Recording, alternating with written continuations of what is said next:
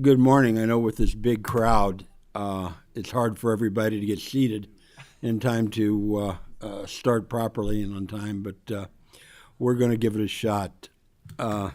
Welcome to the, what is this, the third meeting of the Budget Review Subcommittee on Economic Development, Tourism, and Environmental Protection. First of all, if you have cell phones, please mute them, turn them off, however to keep it silent. And at this time, we'll have roll call, please. Senator McGarvey, Senator Schroeder, Senator... Present remotely. Oh, I'm so sorry. I skipped right over you. Senator Smith, Representative Gentry, Representative Hale, Representative Kulkarni, Representative Maddox, Representative Rowland, Co-Chair Caslin, Chair Beckler. Present. Well, we don't have enough for a quorum, so today we're going to have a discussion about the Kentucky Product Development Initiative that was in House Bill 1. So with that, could the presenters please come to the table?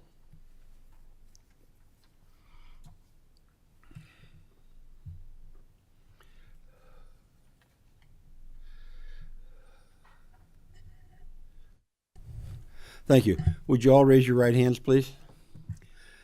Do you swear to tell the truth, the whole truth, and nothing but the truth?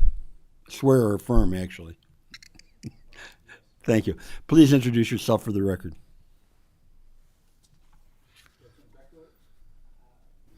Representative Beckler, this is Jeff Knoll, and I'm the Secretary of the Kentucky Cabinet for Economic Development. Thank you. I'm Haley McCoy, President and CEO of the Kentucky Association for Economic Development. Thank you. I'm Kpdi Smith. I'm the Deputy Secretary and Commissioner of the Cabinet for Economic Development. Thank you. The floor is yours. First of all, I have an opportunity to go spread greetings and thanks to probably several hundred, maybe 1,000 folks from around the world at a conference that is meeting to identify solutions for those that are aging. And I think just as importantly, represent the kinds of individuals who are affiliated with companies, with healthcare, and with academia to let them know not only is Kentucky a great state to come and for this conference participate in, but most importantly, as opportunities arise, we'd like them to consider making investments in our state. And I think that today's topic is quite timely. And more importantly, for House Bill 1, I just simply want to thank the members of the legislature for allowing us to do that. I feel very strongly that not only is this program and this process going to provide to us the tools we need to be able to offer up opportunities all across the globe as well as for companies inside our state, I believe that the process has brought together the economic development professionals, and they're working with their local representatives or local elected officials. There's been a lot of great camaraderie in looking at where we are as a state, where we want to be, and what do we need to do to have the kinds of products that allow us to get there. And I call that the fundamentals of economic development, which are the sharing and the responsibilities to achieve the shared opportunities that we so aspire and do. And so the $100 million is a profound investment in our state, but also will tell you that the investments being made by the local communities to match these funds, to be a part of the process, is significant. But I think the far greater benefit to the state has been in the process, in the way in which we have all thought about, let's just not go out and identify a piece of dirt. Let's find a location. Let's bring people together so that when we sell this product and we bring this product to those that are looking for places to invest or existing businesses to expand, they get more than just a piece of dirt. They get access to the workforce training opportunities that we have in our state. They get access to the universities who can be problem solvers.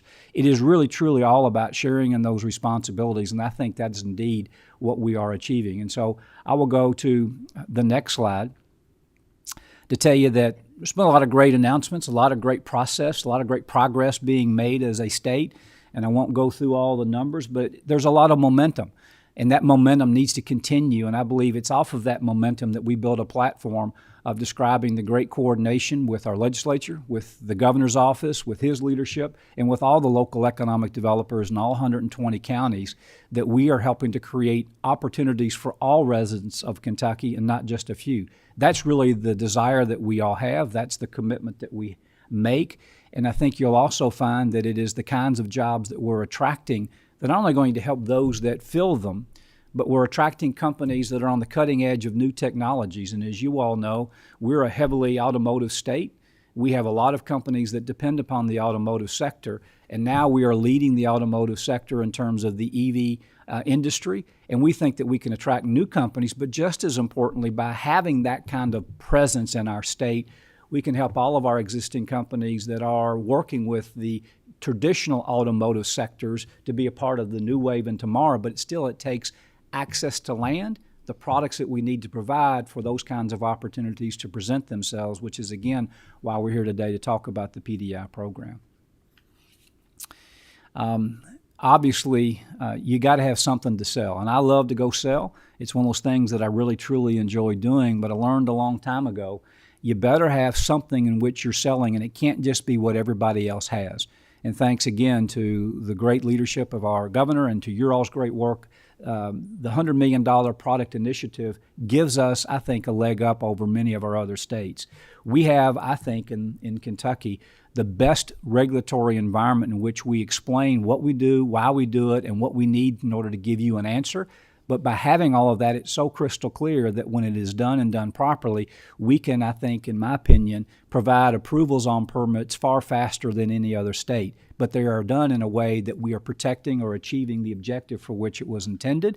And that's the kind of offering that you can make to companies that truly does make a difference. I'll go back to what I said earlier, shared responsibility. I've never worked on a project, whether I was at Whirlpool Corporation or having done economic development, where you were successful if there was any lack of coordination, lack of team spirit, and everyone working and pulling from the same direction. And again, I believe the work that's being done by all of the communities to submit their applications, we've created even a stronger team approach and a stronger willingness, and more importantly, an understanding of who all needs to be at the table to sell these products, to bring those jobs and those opportunities into our great state. We've had, I think, an approach that is the right approach. We had some initiatives that basically allowed us to test the market and to make sure that we were achieving what was needed. And I think you'll find that in some of the criteria that we're using, those were learnings that came from those examples, and we have them here today to talk about some of the earlier wins that came about because you all were willing to support our effort to then lead to a much bigger initiative that was contained in the KPI program. It takes great partnerships. Again, everybody has to be at the table, and I'm going to let Haley and Katie kind of walk through what the partnerships are, but I would be remiss if I didn't start with the importance of the Kentucky Association of Economic Development. It's the people, and there's hundreds of them throughout the state of Kentucky, that are out there every day in the front lines, in the trenches, working with the communities, working with the workforce areas, meeting with existing companies. They're the true heroes. They're the ones that truly, I think, help shape, create, and allow our economy to be not only what it is today, but what we also all aspire to have it be for tomorrow in the Commonwealth. And to have an organization and to have a great leader like Haley and to have a very strong board of practitioners, and practitioners that also come from both the public and private sector as well as academia, being a part of an organization is what I always call about those fundamentals of success. Have great leaders, have a structure in which you can work through your strategy, develop your strategy, and have a process to implement that. And that's exactly what the KED is all about. That's why they're such an excellent partner. That's why we've worked, I think, very well together, not only on this initiative, but on others in the past, but more importantly, those that will be coming forward. And so, again, I just would say that you are in the right hands with the right people. And for me, they'll be prepared to give you the full presentation and answer any questions. But as I close, I also want to apologize again for the fact that I'll be leaving early. But I have a fundamental belief that the legislature deserves straightforward answers. You deserve to know that I'm here to answer any questions that you may have. I can tell you that Katie and Haley can answer them better and more eloquently than I can. But sometimes you need to hear it from me. And so if there's anything that's on top of your mind today, that you need me to answer in writing, I'm happy to do so. If I need to come back and answer those questions, more than happy to do so. And I believe it was Representative Petrie who grabbed me by the shoulder, and I think he's already got one question that I know Kpdi and Haley will answer, and I'm going to make sure they do because I don't want the other shoulder feeling that grip in terms of some questions he has. But again, I just appreciate the chance to work with you, and I wanted to be here today, even though I've got to be at another location for that presentation, to let you know how much we respect this process and how excited we are for what's going to come about as a result, and to show our appreciation for what you have helped create through the Product Development Initiative. Thank you, and enjoy your presentation. I will. Thanks for letting me be here. Thank you. Well, I'm Haley McCoy, as the Secretary said, and representing Kentucky Association for Economic Development. So this organization started in the 60s with a few gentlemen doing industrial recruitment. And today we are 900 plus strong, representing over 600 unique Kentucky companies and covering every corner of the Commonwealth. So it's a fantastic organization and network of practitioners, excited to partner with the Cabinet and Site Selection Group on this. I don't want to say unprecedented so many times, but it really is an unprecedented investment from the legislature into economic development in Kentucky. And so Site Selection Group, just to fill you in on them if you're not familiar, they are a corporate site selection firm that helps companies find the ideal location for success. They are out looking at properties and assets that are truly competitive. And in addition to that, they do some economic development consulting work, which is what they're doing through the Kpdi program. So you can see here from this slide, they have a wealth of experience and success across the nation. They're based out of Dallas, Texas, and we've been fortunate to work with them. So the purpose of this statewide Kpdi program, which was previously the Product Development Initiative, ran for a few years here in Kentucky with great success. It has been enhanced through your investment of $100 million to stimulate transformational economic development projects that create quality jobs across the Commonwealth. And I think that's the most important thing to take away from why we're doing this, is that the goal is to create these quality jobs. So everything about the metrics, the scoring, the process is all to enhance quality of life and opportunity for Kentucky communities. The values that hold up this approach is looking at a holistic approach. They're looking at target industries, infrastructure, labor, all of the different facets within a community that make the ecosystem or the environment good for marketability, as well as return on investment. You know, this is one of those programs where, while there are maximum funding amounts, which I'll talk about in a second, maximum funding amounts available for communities, it is important that a return is made on these investments. So that's why we're working with national qualified consultants to help us guarantee that these projects are viable projects.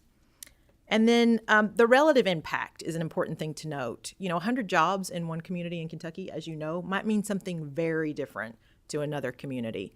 So Site Selection Group takes this into account as well. We're not just saying that one project in a rural community is the same in an urban community, but taking all those local factors into consideration.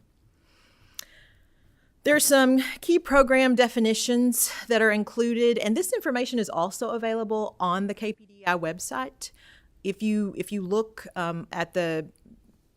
if you Google Kpdi, you can find it, but it's also on the Cabinet's website. There's a link to Kpdi that includes the webinars, the fact sheets, the frequently asked questions.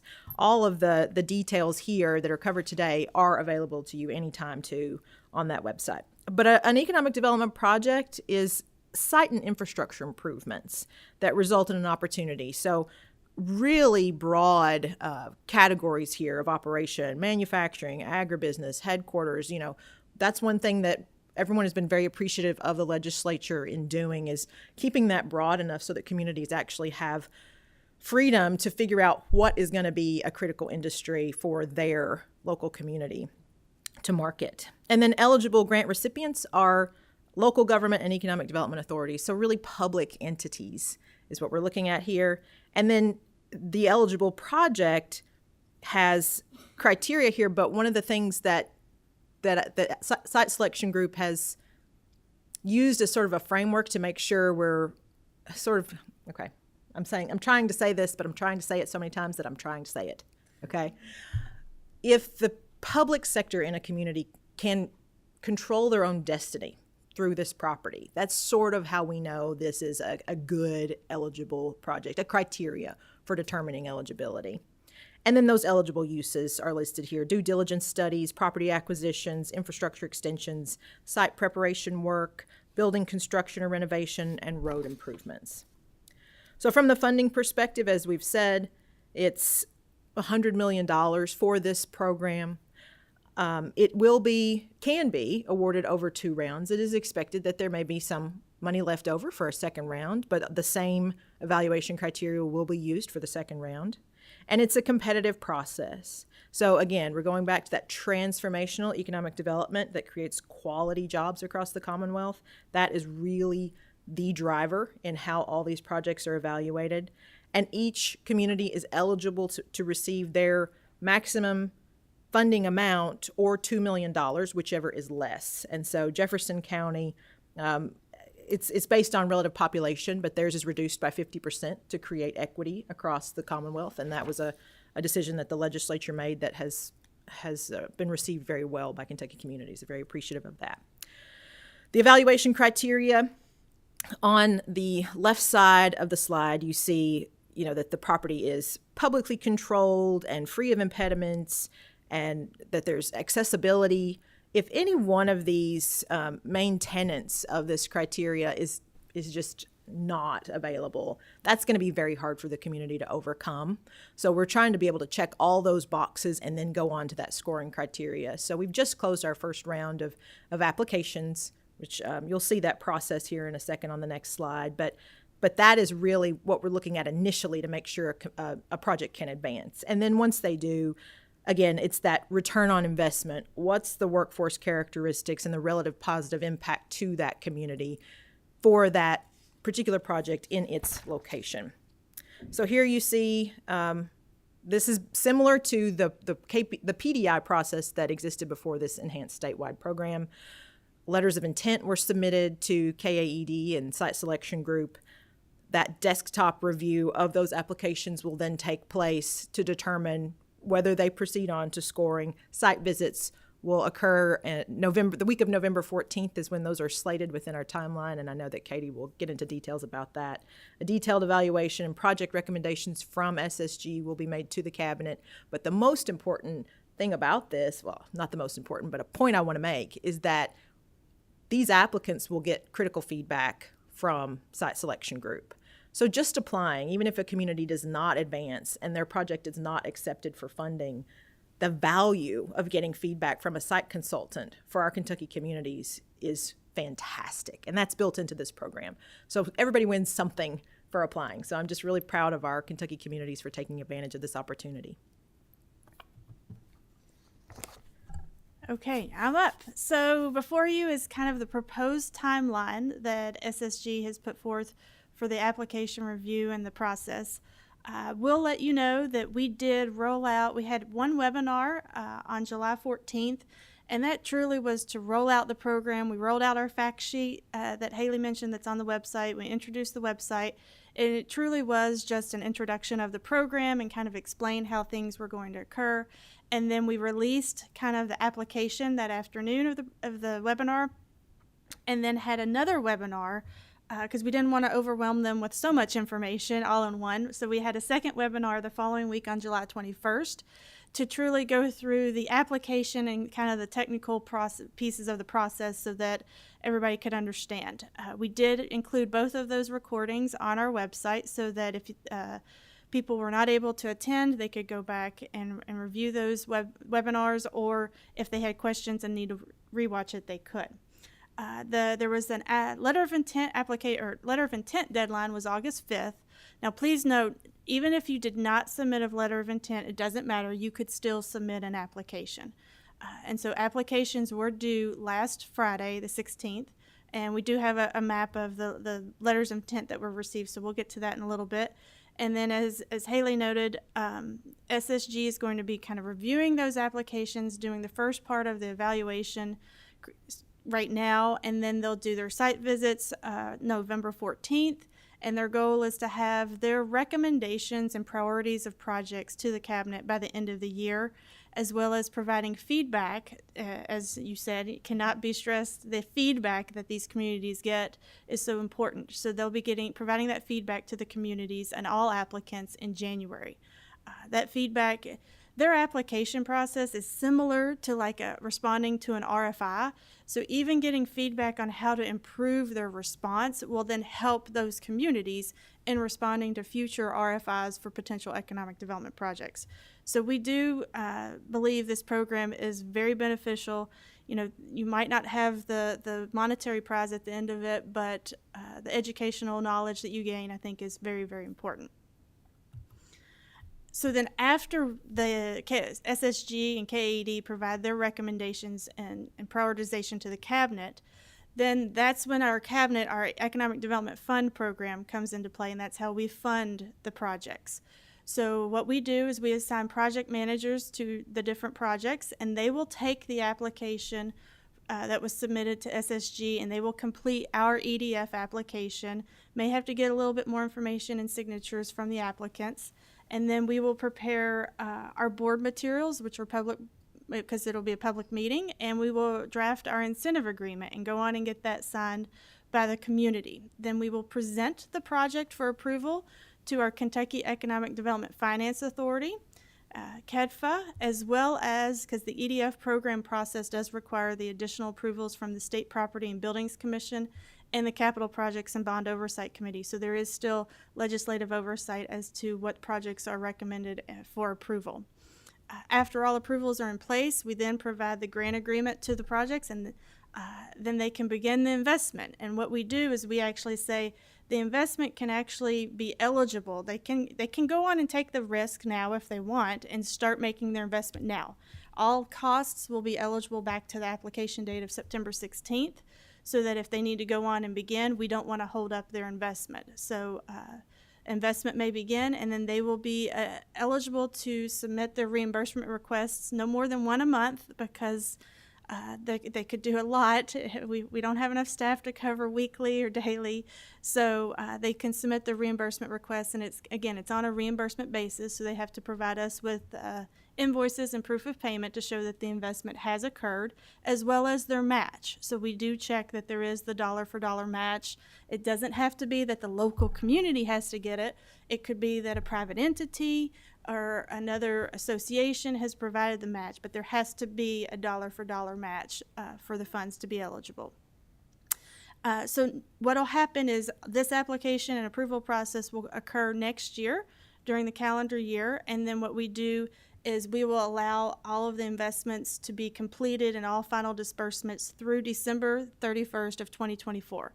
So because we need to build our inventory and we don't need projects holding out for 2 or 3 years, we are saying, and we talked about earlier, projects that are ready to begin within the next 2 months are what are eligible. If they're not really ready to break ground or do anything for another year, we would prefer that they wait till the next year's cycle for application, because we don't want to hold up other projects that are ready to go right now that are important.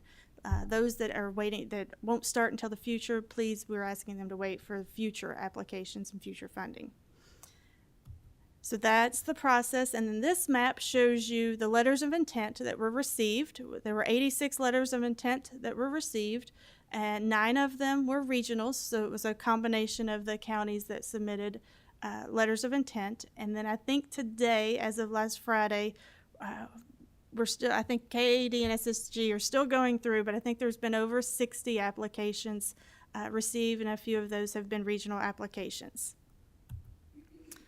So to update you on what we did with the pilot program, we worked with Kpdi starting in 2019, and then the EDF program approvals were in 2020, and spending occurred by December 31st of 2021. And these are the, I've got my numbers because I can't remember all of my numbers. These are the 8 total projects that were recommended, approved, and funded from the result of that round. At that time, we were using a maximum of $3 million from our EDF program pool of funds that the legislature that you all provide to us.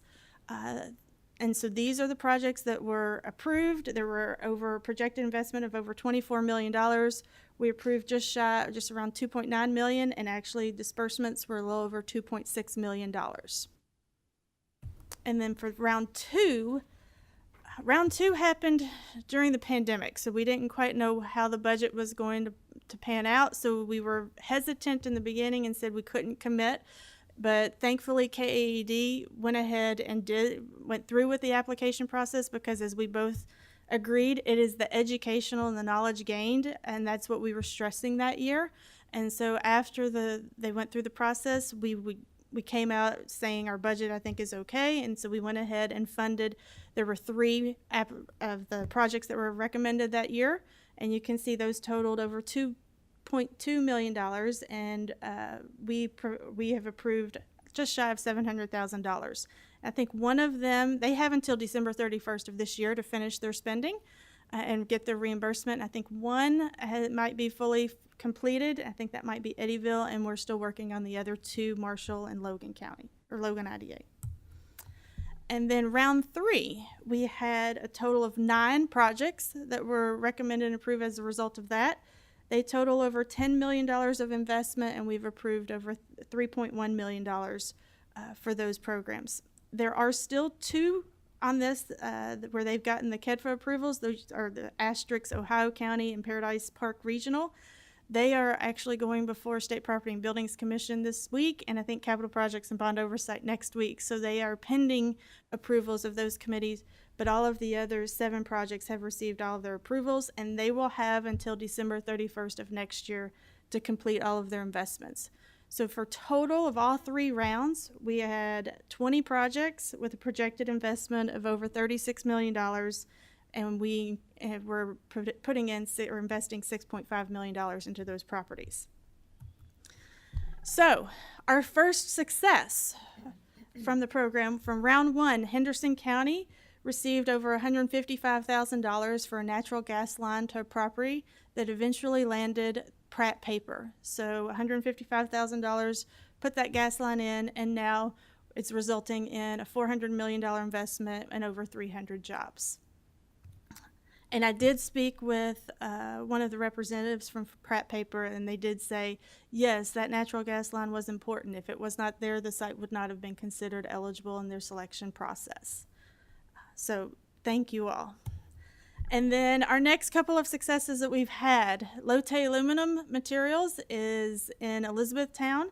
In round 1 as well, the Elizabethtown received over $370,000 for site grading and utilities extension, and now it has resulted in a $239 million investment with 122 jobs. And they will be creating aluminum films for the EV battery industry.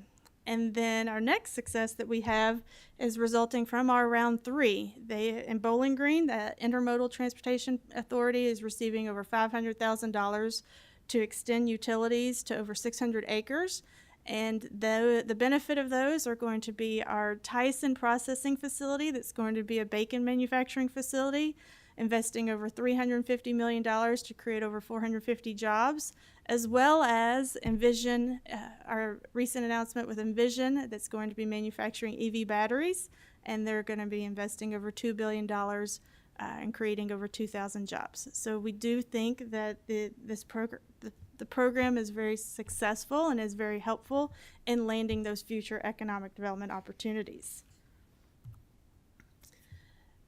Speaking of opportunities, we're hoping that the result of this program will give us those more sites to be able to offer to companies and consultants. We started off the presentation with our momentum, showing you that we've got a lot of momentum, a lot of activity. So a lot of our best sites have been captured with projects, and we've located projects or existing companies are expanding, which is wonderful. But now we've got to increase our inventory and improve our inventory available so we can try to attract those expansion opportunities and those location opportunities. We plan to market the sites that result from our PDI program to existing companies that may have prospects, may have expansion opportunities themselves, or work with them to see if they have any suppliers. As you saw, Latte Aluminum is a EV battery supplier, so we are seeing some suppliers coming in from the EV industry. We also are going to work with the communities to and their existing companies on expansions. And then we think that this will put Kentucky in a leadership position so we can go and market it more at Select USA. We attend that each year jointly with KAED.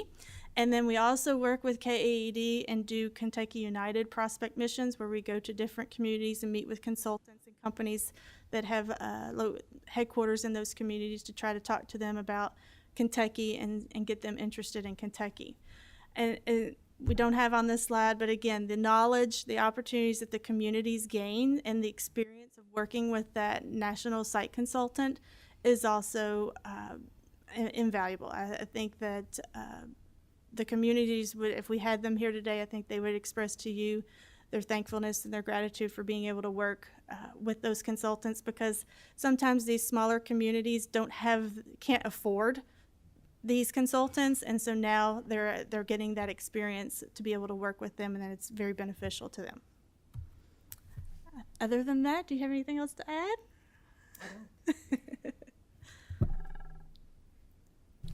Okay, thank you. Couple questions. How much are we paying the national site consultant?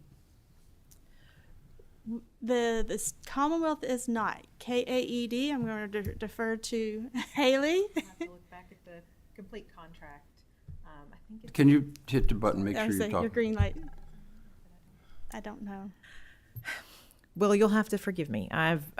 Monday was 2 months on this job, and I'm trying to memorize all my contracts in the first few weeks. But I know it's in $60,000 installments, and I think this year it was $60,000 for this first year through December. So I'll get that information to you, but I know that for this leg of work, that's And this is that's the all amount. private funding, nothing, That is correct. That's correct. 3 years ago when we first started, KAED actually did an RFP process themselves, and then they raised money from their members to fund this consultant on their own. Yes. So okay. Could you go to the, let's see, slide 13? 18, my mistake. That's why these glasses keep going on and off. 8 look like 3. I'm chuckling internally about how electric vehicle batteries and bacon go together, but you know, I don't know if we're using the batteries to fry the bacon. But anyway, seriously, the question is, which one is which? Tyson is the 451 jobs, $355 million investment for the bacon manufacturing facility. And then the EV and Vision is the $2 billion investment, 2,000 jobs. Okay, on Tyson, you say 451 full-time jobs at $28 an hour average, but you have 2,000 full-time jobs also noted.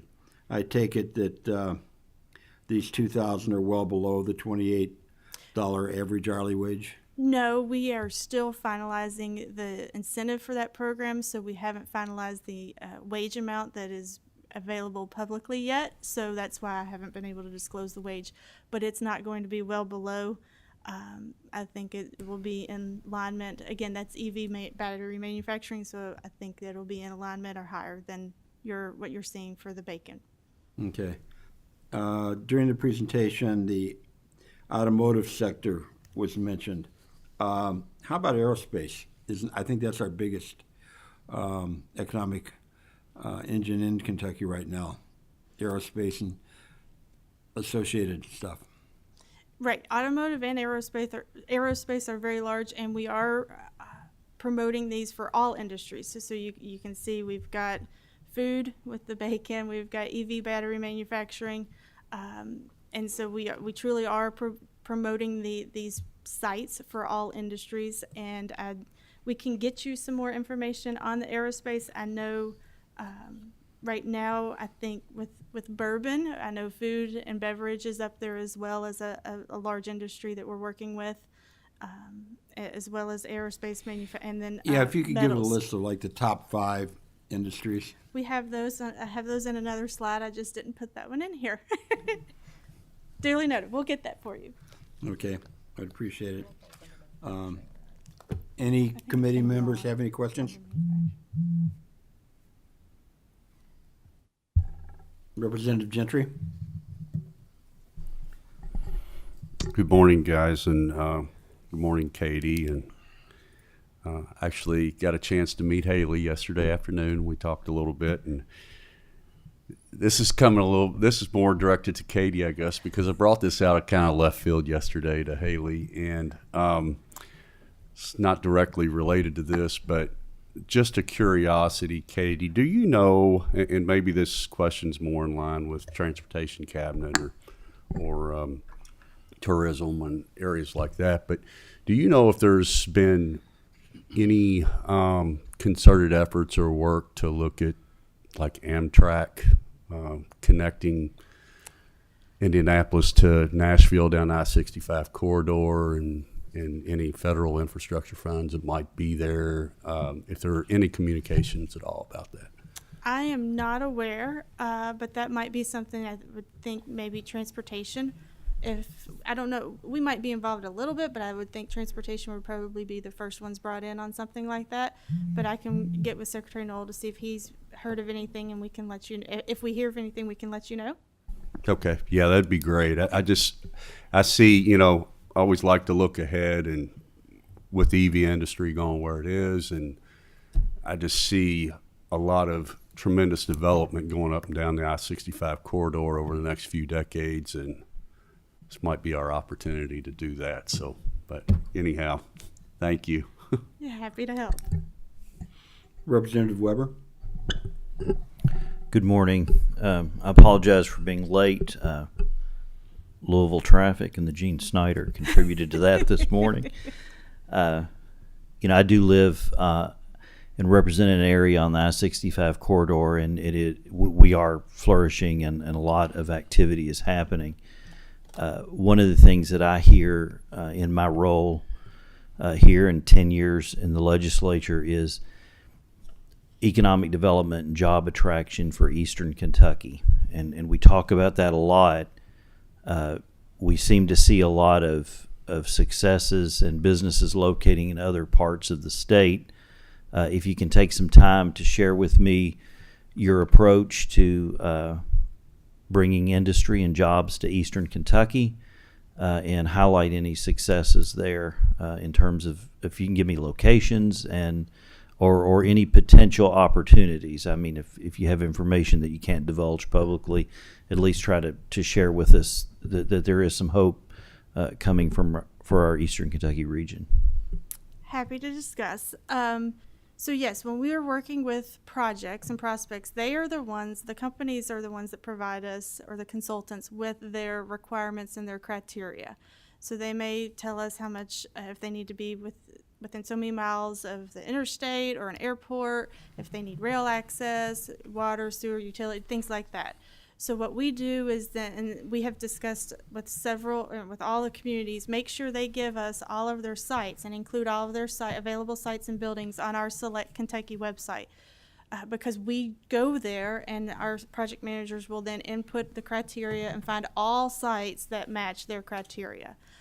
There are times where we might see where there might be an Eastern Kentucky location that might fit all of the criteria, but maybe not one. And we will go ahead and try to include that in there as well, because we do know that we want to try to grow and get communities locating in Eastern Kentucky.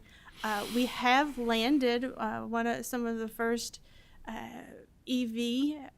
There was an expansion of existing company Firestone. It was one of our first announced kind of EV related project, because they're transitioning into the EV industry, and so they are doing a project in Williamsburg, I believe it is, and I can't remember the jobs, but I do know it is an expansion project. And we do have, we've had some projects land in Wurtland, over in, I think in the Ashland area. But we are, we do all of our board materials after all the projects that are approved. They're on our website, so we do make them publicly available. But we truly are trying to get information out there about the potential for landing projects in Eastern Kentucky as well as in Western Kentucky, truly across the state. But we do have to just work with the companies and the consultants and meet their criteria requirements, and we can't just recommend one over the other, because we're truly trying to market and get the entire state. But we do know there is we have an effort to try to get some projects located in Eastern Kentucky. And some other things that I can't discuss about our potential projects, but we do have some projects in the works, and that, crossing our fingers, will come through. But because of our NDAs, and confidentiality, I can't discuss those today. And those are for the, Mr. Chairman, if I may, and those are for the eastern That will portion be of the state. over in the eastern portion of the state, yes. If I may add to that, I'm from Eastern Kentucky, so I have a personal vested interest in the region. Was on the original SOAR committee and the board of directors there, and have worked extensively in the region. Part of what's so wonderful about this KPDI program, the enhanced program, is that it's an opportunity for all Kentucky communities to market their assets and to get feedback in ways that they may never have before. KAED specifically focuses on things like professional development, but also community education. So going out with local government officials, local folks who, some small towns don't have a designated economic developer for their county.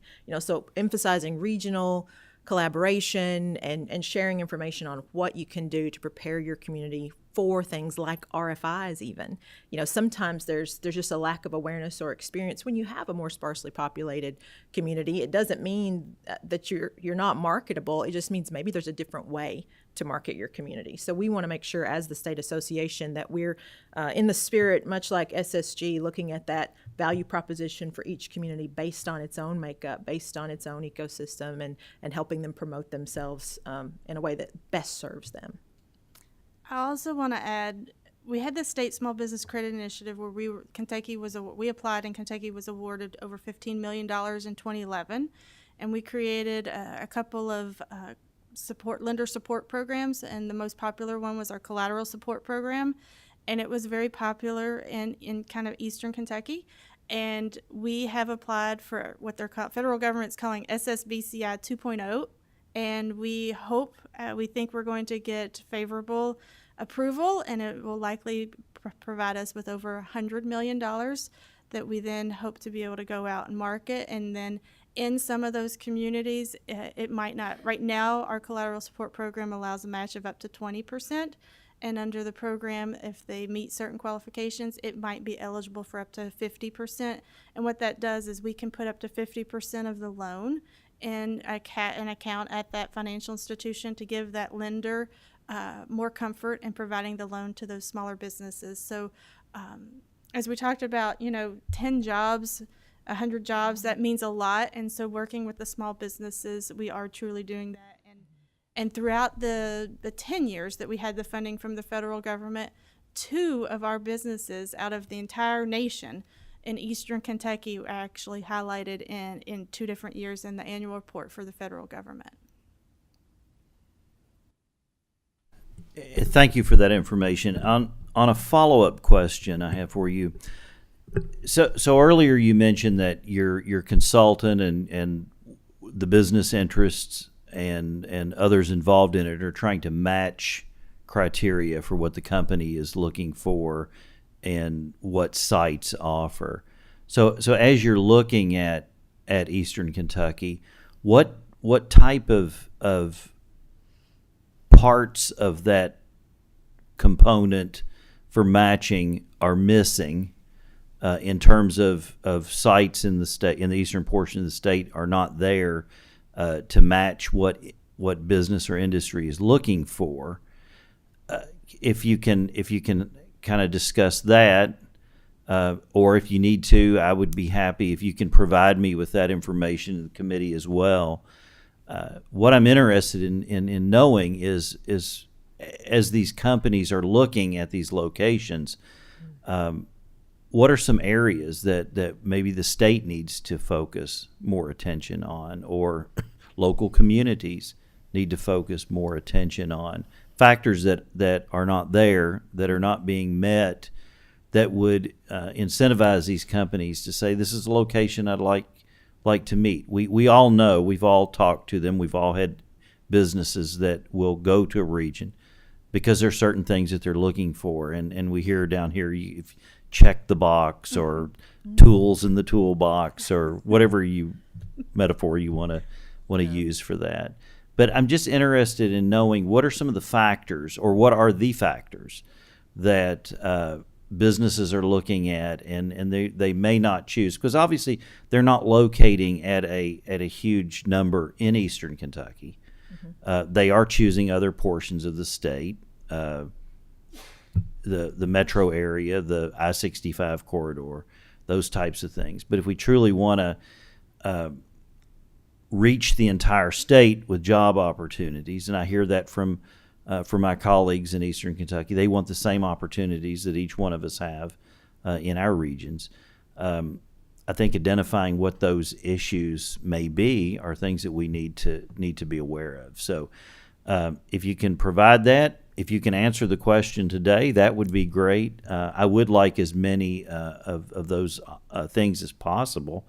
So if you do need to come back and supply it to myself and Chairman Beckler and members of this committee and staff, that certainly would be appreciated. Yes, if you let me go back and kind of work with our project managers, our research group, so we can pull those various factors and look at that and provide you with the listing, that would be helpful. I do have one, though, if I may. So, and I learned this from working with Commissioner Slattery, but one component, this is only one component of the RFI process, includes diversity. There are a significant number of questions, about 7 to 10 questions that come in on a large number of RFIs at this point around diversity, asking communities what is your ethnic makeup within your community? Who's in leadership? What are you doing to reach more people? And this might seem like, people kind of know Kentucky and they should expect, that we might have lower numbers in those areas.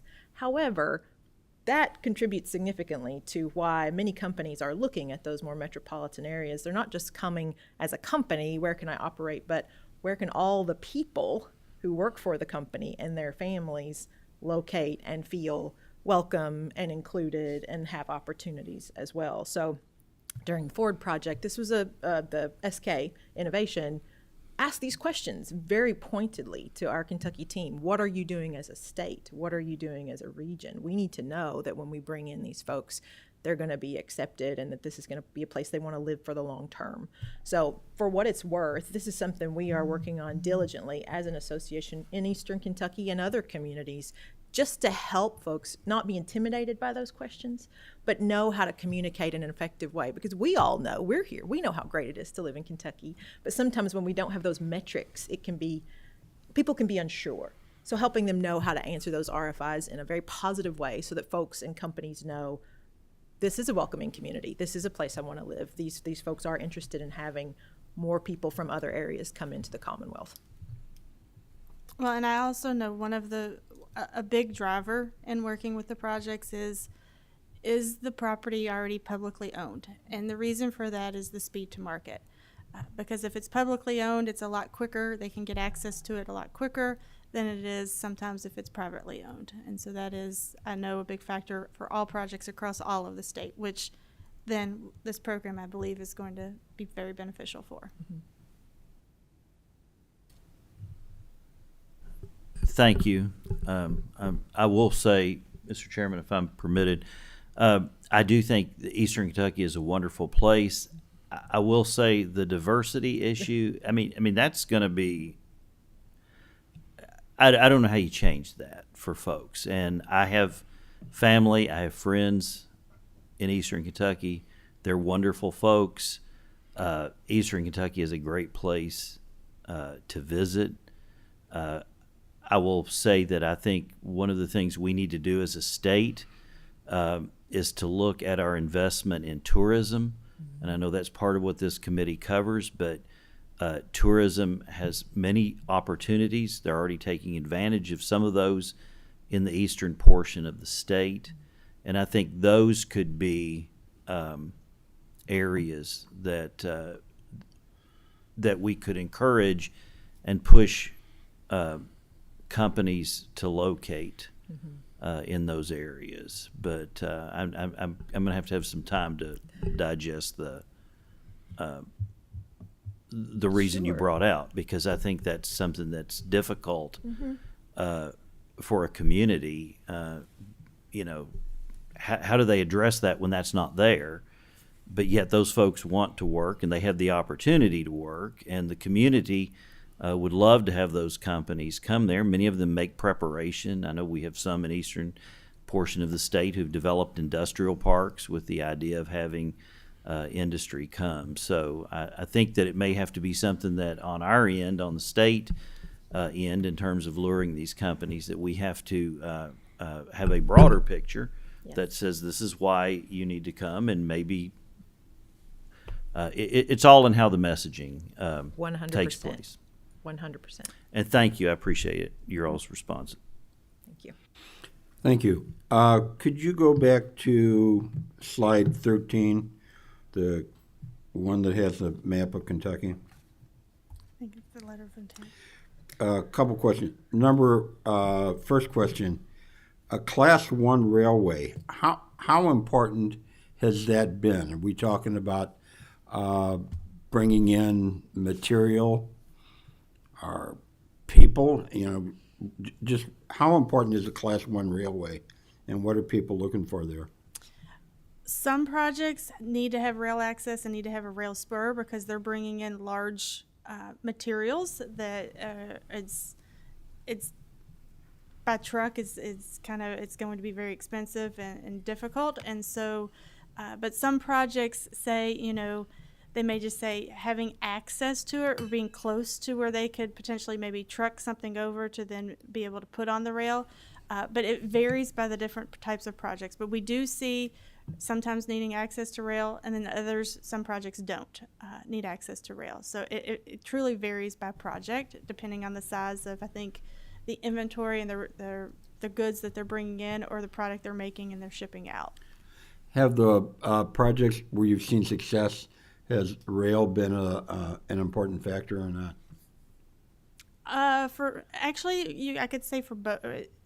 Yes, for some, and others didn't need to have rail. So, and they've been very successful. So, again, it depends, I think, on what their product is, for them to. But I think the projects, if it is a requirement and we have the rail access and they've located, it's been a success.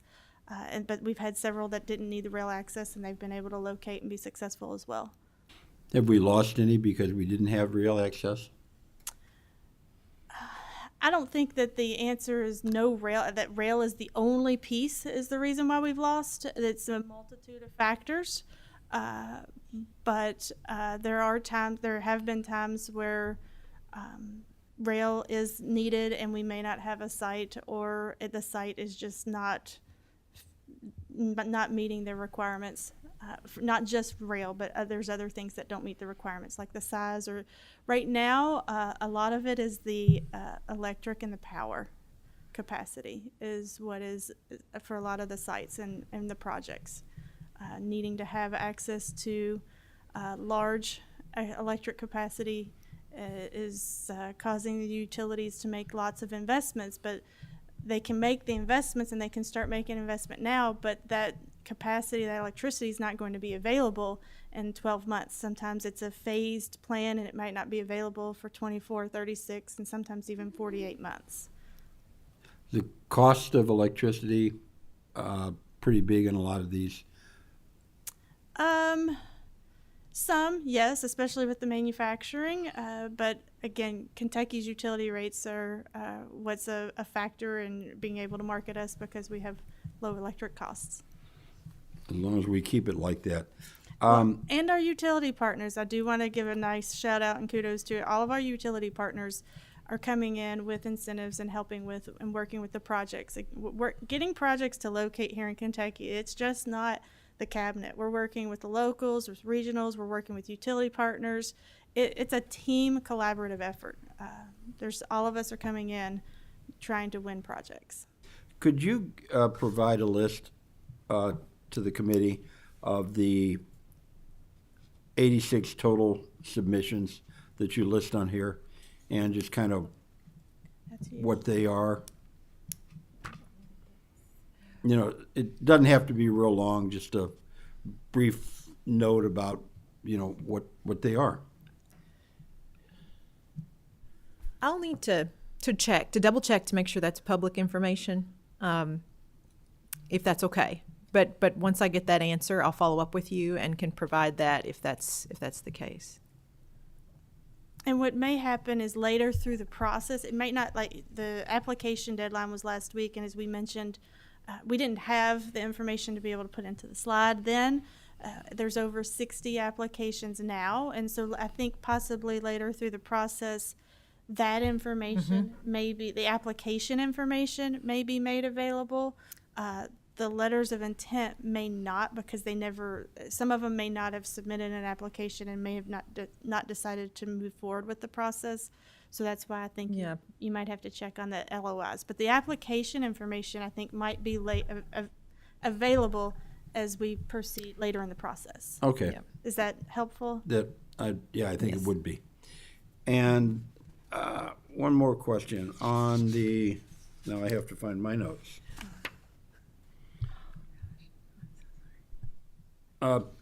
Slide 16.